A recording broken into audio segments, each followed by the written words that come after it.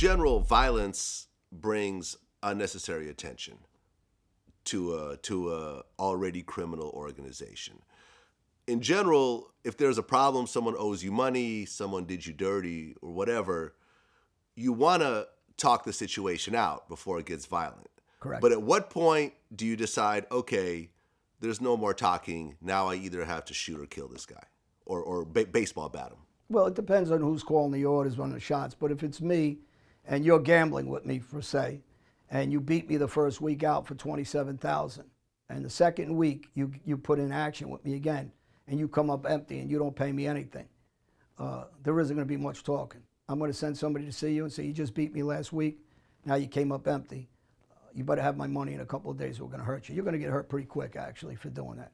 Now there's a guy that's gambling with me and he loses $30,000, but he's been betting with me for 6 months. He's always good with his money, and then he comes up empty. I send somebody and tell him, listen, you're a good guy. You've been gambling with me a long time. How much can you come up with up front? 5,000, say. All right, we're going to work the rest off for you. You can make payments until you clear it up. Don't bet with anybody else, and we're good.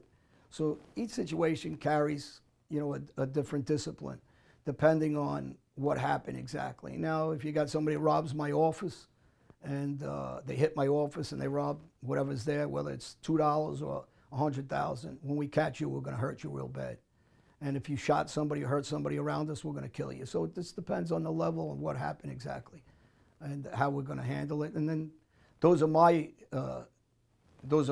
opinions on how I'll handle it. But I have bosses. If it's Fat Andy Ruggiano, he's going to dictate to me. I'm not just going to do what I want. He's going to tell me what he wants done. And I had a good relationship with Anthony and Albert Ruggiano and the father as a kid. I could chime in and say, well, I think we should do this, and he'll listen.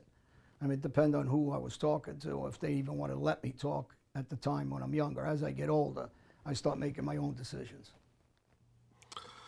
Well, you did the interview with Valuetainment, and you went down this long laundry list of people that were shot or stabbed or baseball batted or just hurt in general.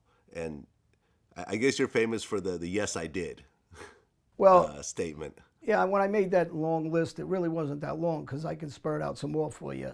And I was just giving everybody an idea when they say, well, did he really do this?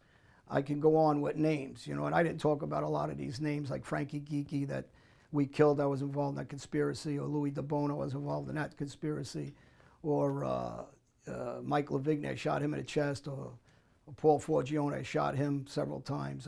I mean, I could go with names, I could keep going with guys I killed, or Frankie Burke and me killed 2 guys in Brooklyn.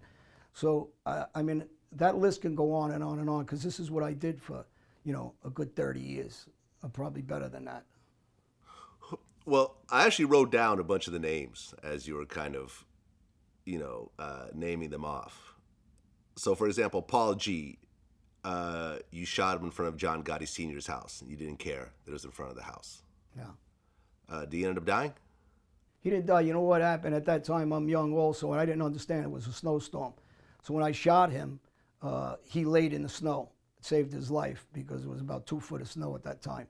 I caught him in a snowstorm, and I also was going to cut his throat in front of a house. Across the street, a sanitation worker came out screaming.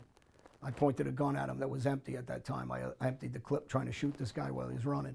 And I was going towards him to cut his throat, and sanitation was screaming, call the police. And I ended up turning back around and not finishing it, or I would have finished him there. Georgie Grasso, you said you shot him in the head? Yeah, Georgie Grasso was one of the first guys we killed. Him and Johnny Gebbett tried to hit me. And also got his orders because he was talking about us being in the drug business. He was too verbal, he got warned. Right, yeah. You ordered him dead, Johnny Grebin. Johnny Gebbett, I ordered him Gebbin, dead yeah. from prison. First week I went in. Prior to going in, I told him, have a Christmas gift for me. And I says, wait till I'm in prison before you touch this guy. And this is after I had a meeting with Gotti Jr. Well, actually, I didn't have a meeting. He sent somebody to see me. He was afraid to come see me. He was on telephones, and I laughed at him. I said, at this time, he lost control.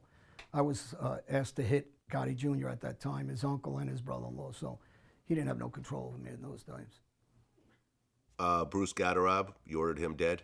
Bruce Gadarab was a guy, again, that shot Ronnie. One of them was a captain of our family's nephew in a bar that we controlled, and he was trying to shake down the bar owner. We asked him to step back. He actually tried to shoot me too with a machine gun, and he met with about 5 guys in a park that hit me. And actually, I'm friendly with the family. He's one of the hits that I regret that we ordered.